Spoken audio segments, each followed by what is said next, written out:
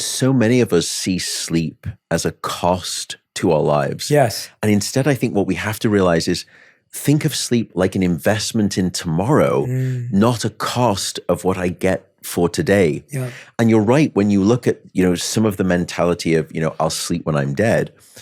I mean, firstly, what we know from the data is that if we adopt that mentality, you will be both dead sooner and the quality of your life will be significantly worse as a consequence.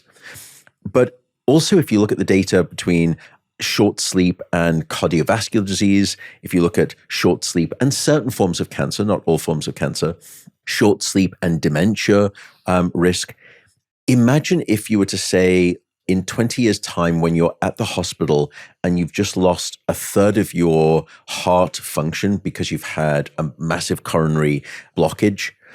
If I were to at that point say, I could wave a magic wand right now in the hospital at your bedside, and if only you could go back 20 years and start investing in your sleep instead of maybe adopting this, it's almost like this sleep machismo attitude.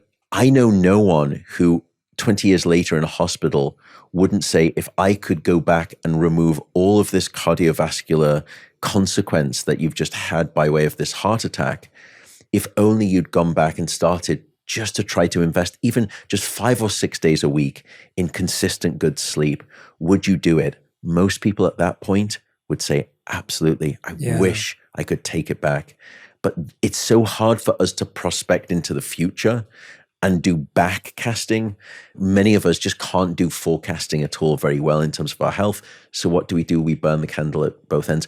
Also, I think it's not anyone's fault regarding this global sleep loss epidemic and this consistent sort of sleep neglect, because firstly, I think society is conspiring against us to get sufficient sleep because sleep has this image problem.